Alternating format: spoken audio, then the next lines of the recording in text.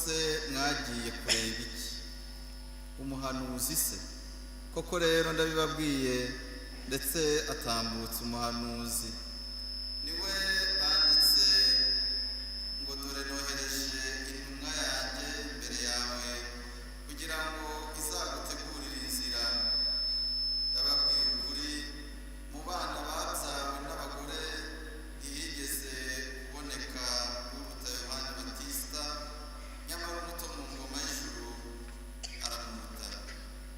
Iyo ni ivanjili ntagatifu.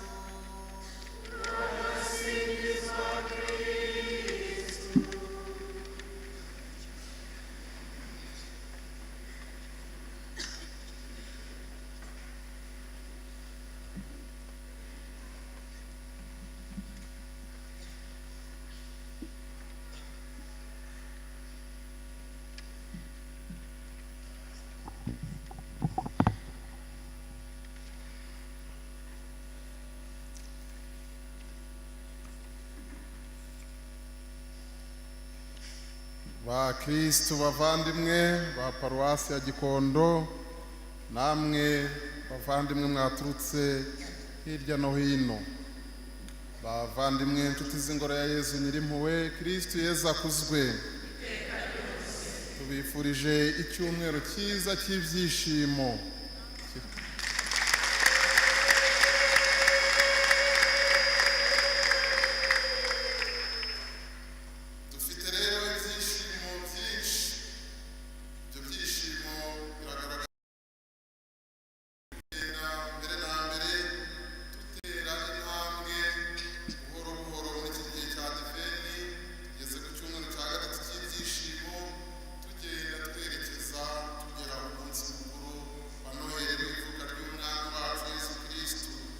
Duteraniye hano rero dushimira Imana kubw'ubuntu, kubw'urukundo, kubw'impuhwe yaduhundagajeho muri uyu mwaka, by'umwihariko uyu mwaka twizizagamo yubile y'impurirane, imyaka 2025 yo gucungurwa kwa bene muntu, ndetse n'imyaka 125 ivanjili maze igeze mu Rwanda.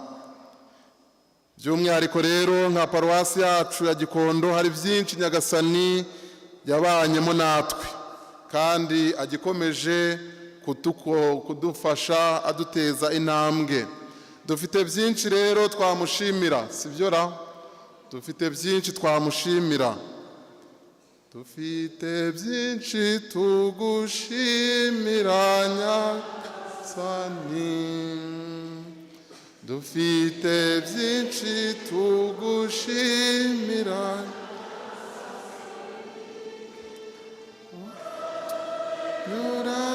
Nuradukunda, uduha ubuzima muri Yezu Kristu, kugeza n'ubu ni wowe udutunga, kugeza n'ubu ni wowe. Ngibyo rero byishimo byinshi buri wese afite yashimira Nyagasani, by'umwihariko kuri uyu mwaka wa yubile yabanyemo natwe, maze abiba iyo mbuto ya yubile mu buzima bwacu bwa buri munsi. Tukaba duteraniye hano kandi tunateranira mu isengesho ryacu ritandukanye, kugira ngo twuhirire tubagarire iyo mbuto ya yubile Nyagasani yabivye mu mutima yacu.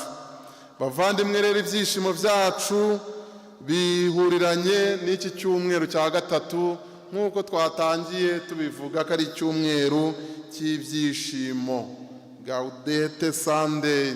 Tukaba turi mu byishimo kuko umunsi ku munsi nk'uko nabibabwiye turi gutera intambwe tugana ivuka, twerekeza ku munsi w'ivuka ry'umwami wacu Yezu Kristu. Ese ibyo byishimo turabikura hehe? Kuri nde? Nta handi byishimo tubikura ni kuri Yezu Kristu, kuko uwo dutegereje akaba n'umucunguzi wacu ageze hafi. Ubu twatangiye kumva inzogera zivuga, ingoma zivuzwa, yewe ndetse n'ibindi bitandukanye. Namwe muri dutegereje umushyitsi akaba ageze mu marembo y'urugo, dutangira gushyashyana, reka mbyite gutyo, dushyira utuntu twose ku murongo. Natwe rero kimwe n'umuhanuzi Izayi niwe ubitubwiye neza ngo nimuhimbarwe, nimunezererwe, nimubyine kandi musabagirwe n'ibyishimo, kuko umunsi wo gucungurwa kwacu uregereje. Bavandimwe rero, amasomo matagatifu y'iki cyumweru, by'umwihariko duhere ku cyumweru gishize, ivanjiri ntagatifu itumye twibaza ibibazo bitandukanye.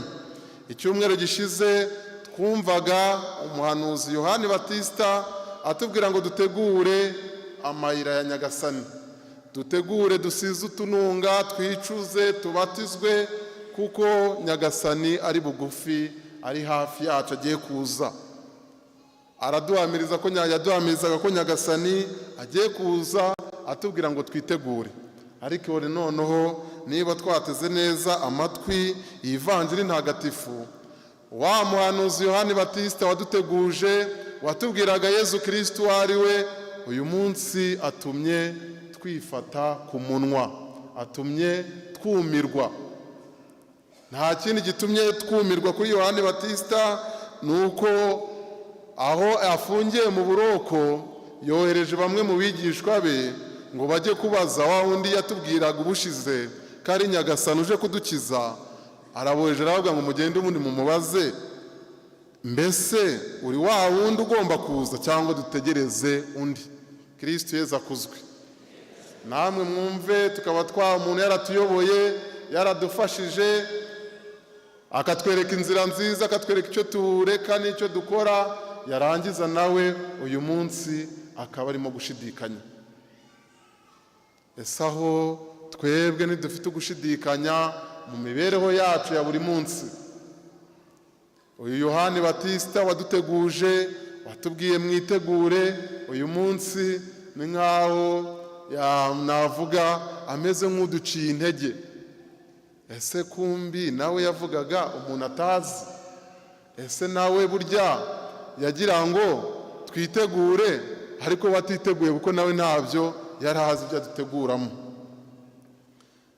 Natwe rero uyu munsi bavandimwe nka Yohani Batista dushobora kwibaza ibyo bibazo bitandukanye. Mbese uri wa wundi ugomba kuza cyangwa dutegereze undi? Kubera iki Yohani yagize ugushidikanya? Ugushidikanya kwa Yohani twakwigiraho iki twe nk'abakristu ba paruwasi ya Gikondo ndetse n'inshuti n'abavandimwe baje kwifatanya natwe? Ese uku gushidikanya kwa Yohani kwadufasha iki mu kwemera kwacu nk'abakristu? Bavandimwe, uku gushidikanya kwa Yohani Batista kubaye ari mu buroko. Twibuke icyumweru gishize ari kudutegura, yari ari mu butayu, ari kubatiza, ari kutubwira ko ingoma y'ijuru yegereje. Mu by'ukuri nta muntu n'umwe umubangamiye, reka mbivuge muri ubwo buryo. Ariko uyu munsi murabizi ibyaje gukurikira, Yohana akaza kujyanwa mu buroko na Herodi, ibyakurikiyeho nyuma nabyo tuzagenda tubyumva. Ubu noneho ari muri bwa buroko, yageze mu buroko. None ari kwibaza, se uyu muntu waje Yezu Kristo namamaje, nabwiye abantu bose, ese koko niwe cyangwa hari igihe yaba atari we? Nta kindi kimuteye gushidikanya. Iyo dusomye igitabo cya Izayi umutwe wa 61 niho dusanga, reka mbyite gutyo, ubuhanuzi bwavugaga kuri Yezu Kristo. Yewe no mu mavanjiri matagatifu naho tubyumvamo. Mwibuke Yezu ajya mu ngoro ntagatifu, agafata igitabo, ubundi akajya imbere y'Abayahudi akabasomera ijambo ry'Imana.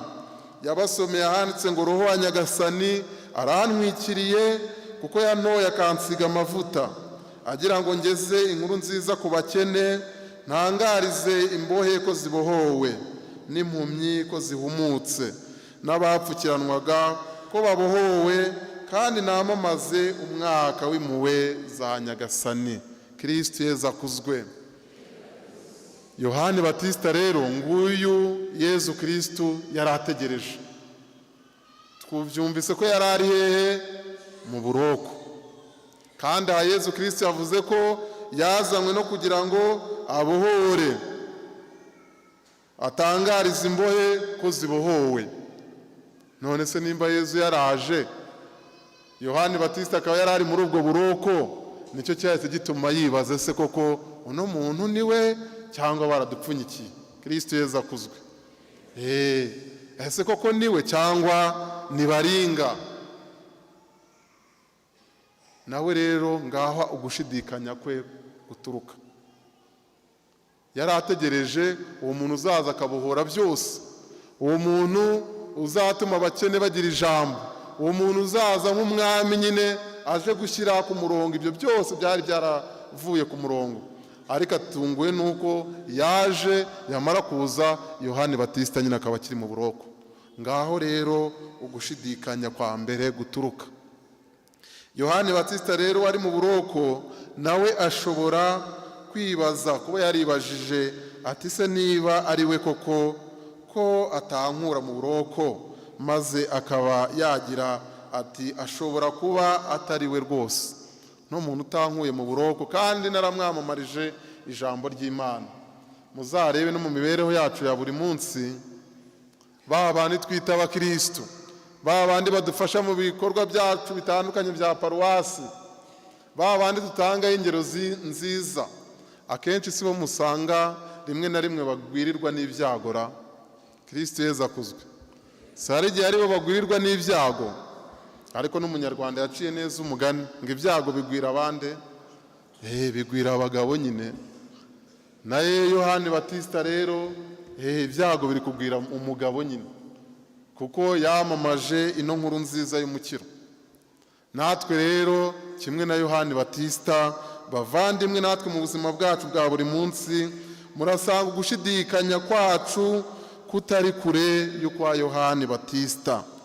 Murebe igihe tuba turimo kunyura mu bihe bikomeye, cyane cyane ibihe by'uburwayi, ibibazo byo mu miryango, rimwe na rimwe imiryango itabasha kumvikana, mu miryango tuvukamo, ibihombo bitandukanye dushobora kugira mu kazi kacu, ukwiheba, tugasenga tukagera ahandi tubona koko isengesho ryacu rishobora kuba ritumvwa n'Imana. Iyo natwe tugeze muri ibyo bihe, akenshi ntaho dutanira na Yohani Batista. Akenshi natwe turatangira, ese koko ni wowe Kristo koko? Ni wowe nakiriye uko kwemera, nkabatirizwa muri uko kwemera, nkaba n'ubu ngubu ndi umukristo umunsi ku munsi, ariko nkaba ndi guhura n'ibi bibazo. Ese ni wowe Kristo umukiza? Ngibyo rero natwe umunsi ku munsi duhura n'ibyo bibazo, rimwe na rimwe tugacika intege, rimwe na rimwe tukabona twikoreye umusaraba ukomeye, tukabwira Yezu ati uno musaraba rwose uraturemereye. Kandi Nyagasani aba azi ko azi umusaraba dufite, kandi azi ko dufite n'imbaraga zo kuwikorera tukamukurikira. Bimeze ngo nk'umubyeyi cyangwa nk'ababyeyi bari bafite ibibazo mu ngo zabo, barangije baza kureba padiri mukuru. Ntabwo mbizi nimba ari uw'Igikondo, ariko baje kureba padiri mukuru, barangije baza bikoreye imisaraba yabo. Babwira padiri ati rero uradufasha muri roho, ariko imisaraba Yezu yaduhaye ntabwo tubashije kuyikorera rwose, turayizanye, dore ngiyi. Baza ari nk'ababyeyi ngo nk'icumi bose, ubwo bazanye nimba ari igiti cy'umusaraba babaje neza simbizi, barangije bagitereka aho ngaho. Padiri ati mubizane, muzane iyo misaraba kuri aritari. Arayifata, arangije abwira abakatejiste ngo muterure ino misaraba muyijyane mu isakristiya, nimurangiza iyi misaraba muyambike ibitambaro by'umweru ku buryo ntawamenya uwe. Ariko muri bo bari bashyizeho ikimenyetso nyine gituma bamenya uwabo nyuma.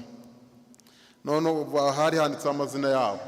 Noneho padiri bamaze kuwambika iyo misaraba arababwira ngo muyigarure hano kuri aritari. none ahamagara ba bagabo b'ababyeyi muzi, baraza begera alitari. Arababwira ati noneho rero imisaraba yanyu koko iraremereye kandi iravunanye.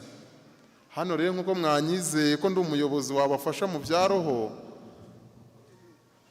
buri wese naza imbere, noneho mu misaraba nzanye buri wese yumve ako yabasha, ubundi aterure yitahire.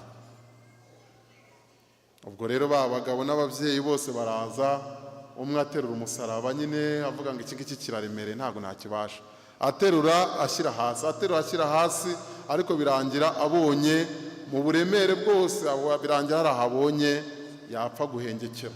Arangije buri wese agafata aho ahengekeye, bose barahanyura bafata ya misaraba, barongera bayishyira hehe?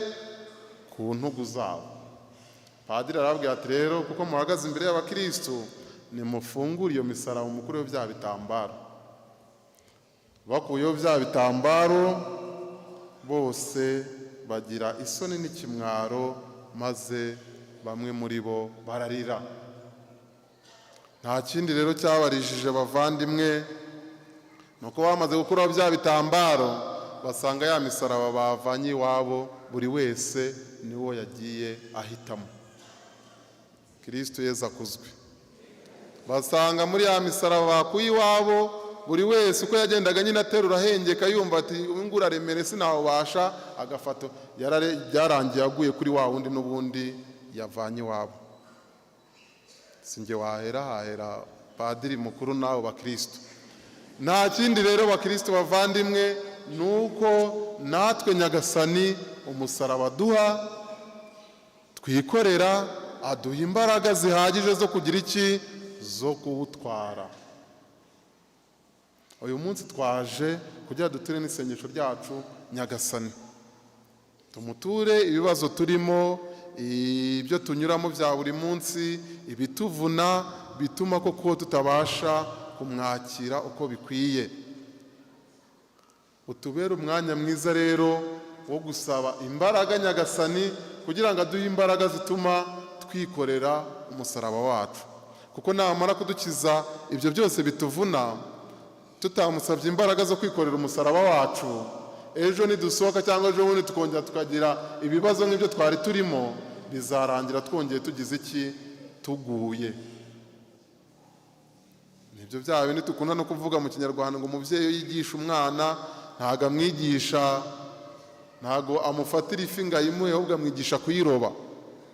Natwe rero Yezu aratwigisha adusaba ko tumusaba izo mbaraga ziduherekeza mu mibereho yacu ya buri munsi, kuko buri wese umusaraba yazanye hano amenye ko imbaraga zatumye awugeza ahangaha ni nazo zigitumye nyine agikomeje, kandi agifite izo mbaraga ataratesuka ku bwiza no ku rukundo Nyagasani aduha. Bavandimwe rero, igisubizo cya Yezu tumaze kumva haye bano bigishwa ba Yohani ntabwo ari isezerano arimo gutanga, ahubwo arababwiye ati nimugende maze mubwire Yohani ibyo mwiboneye n'amaso yanyu. Bari bamaze kubona ibintu byinshi, nk'uko tubivuga ngo nyiramaso abwirwa bike maze ibindi akagira iki? Yakirebera. Nabo bari bamaze kubona ibyinshi bitandukanye. Mugende mubwire Yohani muti impumyi zirabona, abacumbagira baragenda, ababembe barakira, ibipfamatwi birumva, abapfuye barazuka, n'abakene barigishwa inkuru nziza. Yezu yasubije Yohani mu by'ukuri nko kumubwira ngo subira kuri cya gitabo cya Izayi n'ubundi wanatekerezagaho uri mu buroko, kirango roho wa Nyagasani arantwikiriye kuko yantoye akansiga amavuta. Ibyo ngibyo wasomyemo nibyo biri gukorwa ubu ngubu. Ibyo ngibyo by'abarwayi abameze bate nibyo birimo gukorwa ubu ngubu. Mugende mumubwire, mugende, si ngombwa ko mumubwira ko ari igihe, mugende mumubwire ngo nibyo ni njye, oya, mugende mumubwire ibyo mwabonye kuko we arabizi ibyo ategereje. Bavandimwe, uyu munsi natwe Yezu ari hagati yacu mu buzima bwacu ndetse no mu mibereho yacu.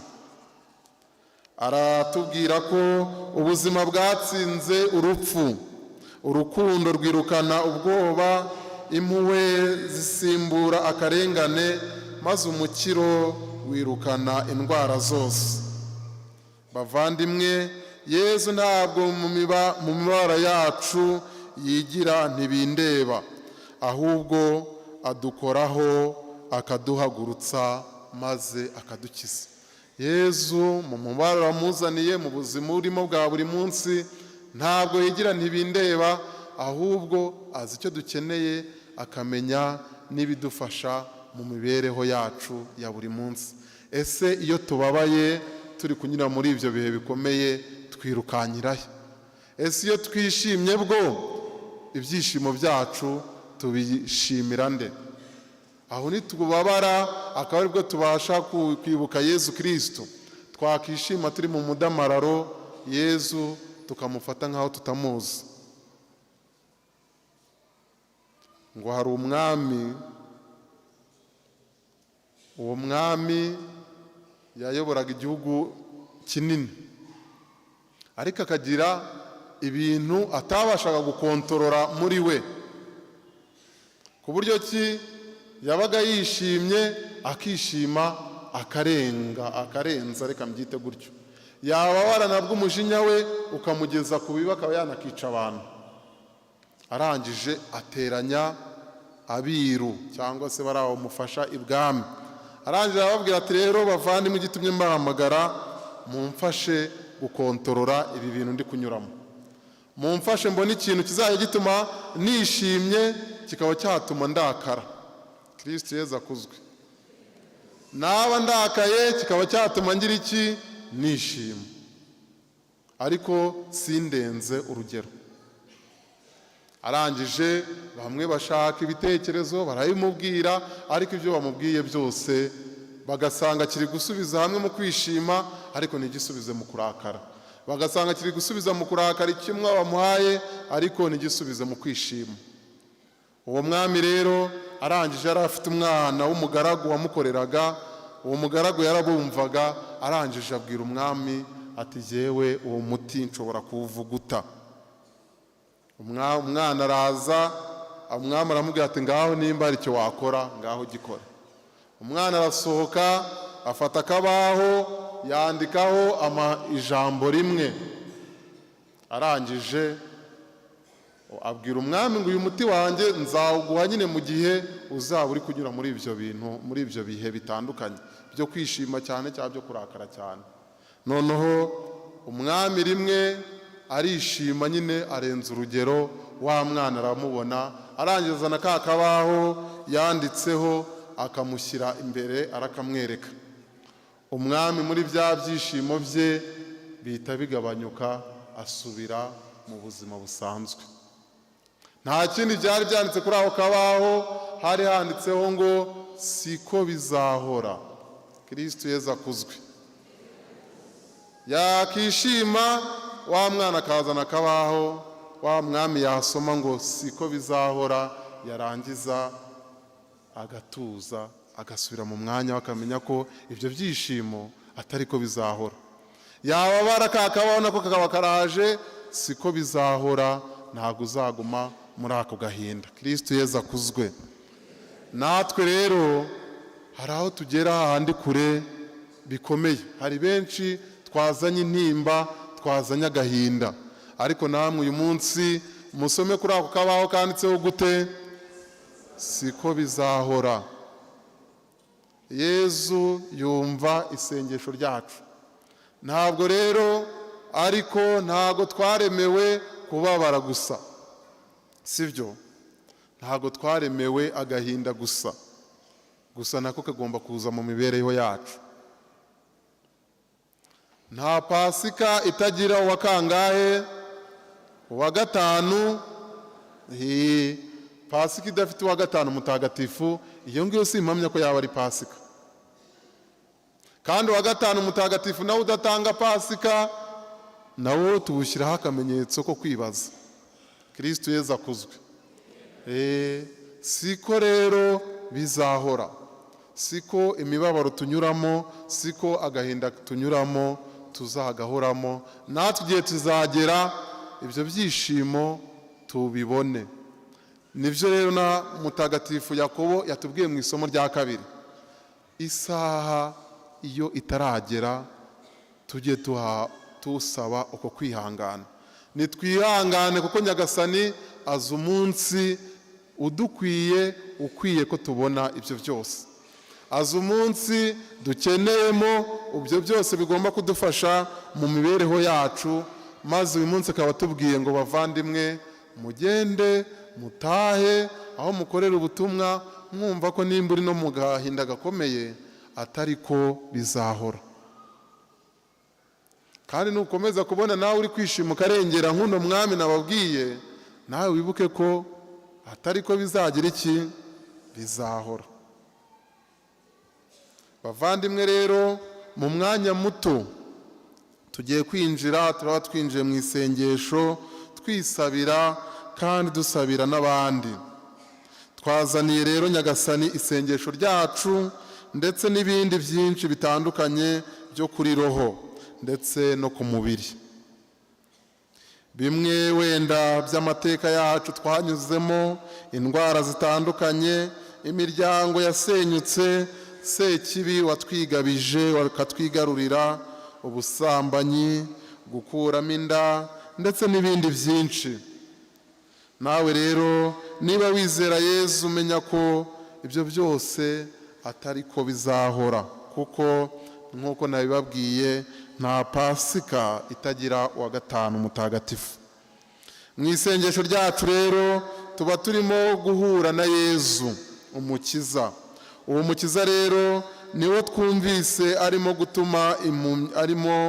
gutuma kuri Yohani Batista, arimo guhumura impumyi zireba ndetse n'abacumbagira bakagenda. Uyu munsi rero nawe Yezu arimo kubidukorera. Kristo Yezu akuzwe. Natwe uyu munsi ibyo dusomye mu magambo mu Ivanjiri ntagatifu n'ahandi, nk'uko Yezu Kristo amaze gusoma isomo ryo mu gitabo cy'umuhanuzi Izayi mu ngoro, yarababwiye ngo mbasomeye byujujwe uyu munsi. Natwe rero ibi byose twumvise mu masomo matagatifu birimo kutwuzurizamo uyu munsi. Bavandimwe, mutagatifu Yakobo mu isomo rya kabiri aragira ati, namwe rero nimwihangane, mwikomeze umutima, kuko isezerano rya Nyagasani riri hafi. Ihangane wikomeze umutima, kuko Nyagasani ari hafi. Kwihangana kwacu ni ukwizera Nyagasani, we udukiza no mu gihe tutabibona n'amaso yacu. Kuko uwo Kristo twizera niwe turangamiye, maze akaba isoko y'amizero, ubuvandimwe n'amahoro, nk'uko yari byatuyoboraga muri Yubile turi kugenda tugana ku musozo. Bavandimwe, twigire ku muhinzi utegereje imbuto nziza mu murima we, kuko ntabwo ashyira amaboko mu mufuka, ahubwo ategura ubutaka, agatera, akuhira, akabagara, ubundi agahora arinda ibihingwa bye. Kandi muri ibyo byose akora, arabizi nawo muhinzi ko atari we utuma ibyo bihingwa yateye bikura. Arabizi ko ugukura bitangwa n'Imana, ariko we akora iyo mirimo ye akayikora. Natwe rero dusenge, duture isengesho ryacu Nyagasani, tumwiyereke uko turi, maze uko tumeze niho adutagatifuriza. Maze rero bavandimwe, natwe muri iki gihe cya Adveni dushobora kuba dufite ugushidikanya nk'ukwa Yohani Batista. Maze rero ntibidutere ubwoba bwo kwereka Yezu, bwo kuba twamwereka ko dushidikanya. Nitukumwereke, kuko ntabwo aduhora uko gushidikanya, ahubwo aduhamagarira kumurangamira, maze ibikorwa bye bikatwirukanamo ugushidikanya kwacu. Kuri iki cyumweru rero cy'ibyishimo, twishimire ko Nyagasani aturi hafi, ari hafi ya buri wese ubabaye, urwaye, ushidikanya, mbega wa wundi uhora mu buzima bwe yumva ko ibyo byarangiye. ntawe byarangiye, kuko nyagasani twese aradutagatifuza kandi akaduha imbaraga zidufasha mu mibereho yacu. Rimwe na rimwe tugira ako kantu ko kwigereranya, nyagasani kuki buri gihe ari jye, kuki kwa runaka bo badahura n'ibibazo mpura nabyo, kuki njya gutera intambwe abandi bakangusha, kuki njya gukora ibi ngibi bikagenda gutya. Rimwe na rimwe tugahora twishimira tuvuga ati ubona iyo mba nanjye naravukiye hariya, ubona iyo mba mfite ibi bintu nk'ibyuriya. Rimwe na rimwe bigatuma tujya kure y'ukwemera kwacu.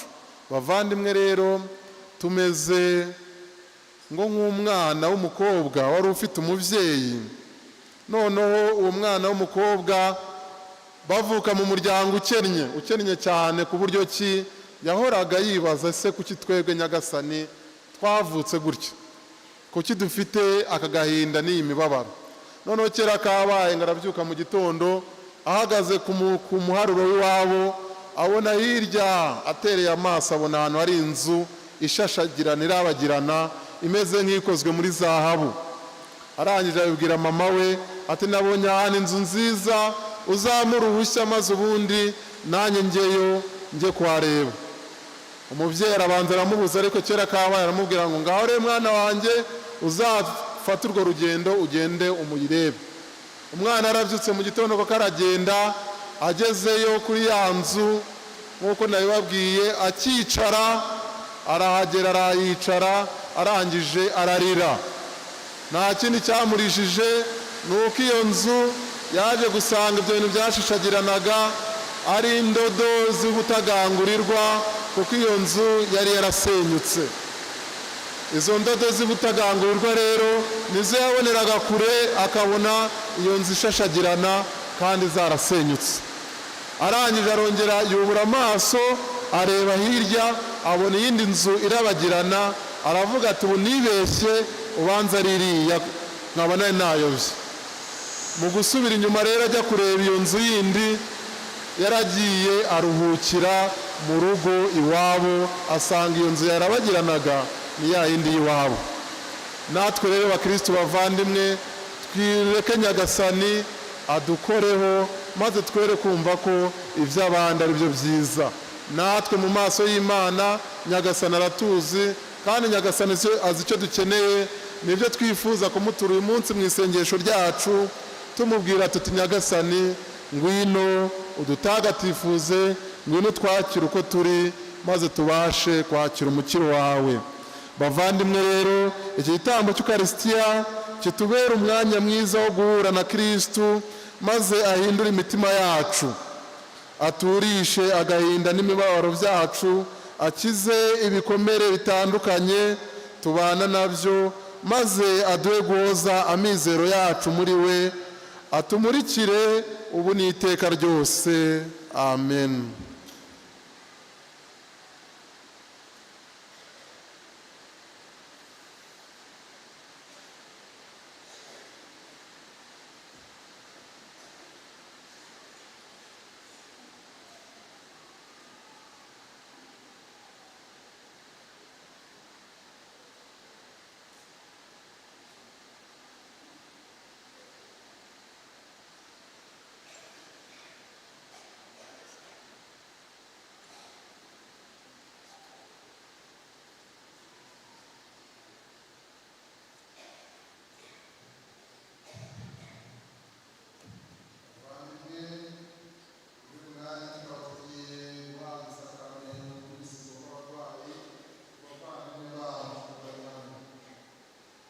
Umwanya mwiza wo kongera kubatura nyagasani, kugira ngo abamurikire kandi abafashe mu ntege nke, maze abahe imbaraga ku mubiri, ubundi bakomeze bakore gushaka kwe.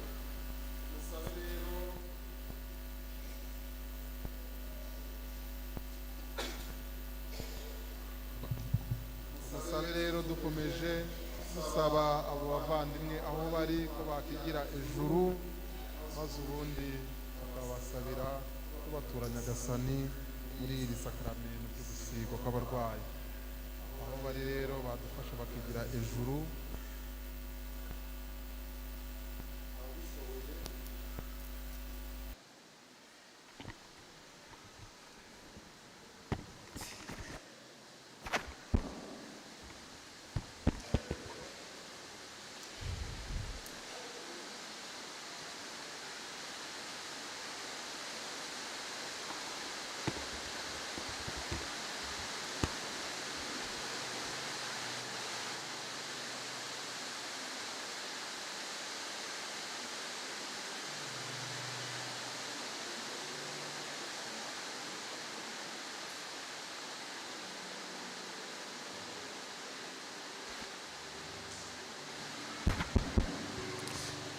bavandimwe, aya mazi ni ababere urwibutso rwa batisimu mwahawe, maze abibutse Kristu waturokoresheje ububabare bwe n'izuka rye.